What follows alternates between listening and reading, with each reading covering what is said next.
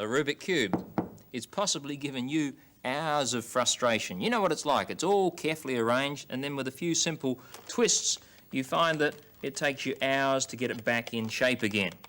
Unless you happen to be one of those brilliant people who can reassemble it in just minutes. I can't.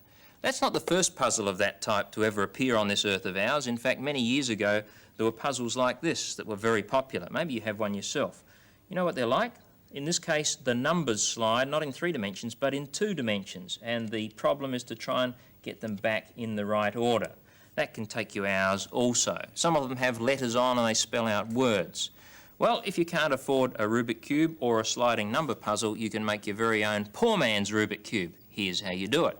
You start with a plastic box, and a slide box is ideal because you'll find with most slide boxes, when you open them, they're divided into 2 compartments, and each compartment is exactly square. You only need one of those compartments, so you then take one of these very sharp knives and carefully slice down like that through the plastic. You notice I'm using a cutting board. And then across the base. Actually, if you bend it, if it's this pliable plastic, that'll make it easy to see where to cut. And then you cut across the base like that. And when you break it apart, you have 2 pieces that are almost perfectly square. Now in this case, I left the little divisions on this side because that's the side I'm going to use. You do the same thing with the lid. Now in the case of this kind, the lid is a harder kind of plastic, and you'll have to work more carefully and it'll take you longer. But eventually you'll end up with half a lid, like so. So you now have a very neat little box which can close in that way. There we are, and all the bits stay inside. Or when you're ready to play the game, you simply open it, turn the lid around, push it together like that, and you have a square playing surface. Now the next thing to do is to take a piece of cardboard, thick cardboard, and cut a square that fits neatly inside your little plastic box. There we are, and you'll see that I've divided that square into 9 smaller squares. And those are going to be the pieces of your game. But before you cut them out, here's what you do.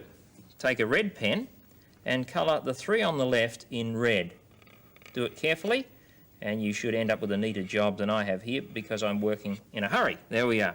3 red squares. Then, with your yellow pen, down the centre, 3 yellow squares.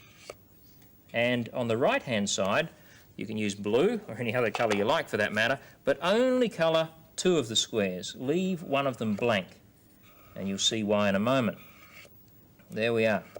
Now when you cut those out using, once again, either the sharp knife on a breadboard or a pair of heavy scissors, you'll end up with not 8 squares, but 9.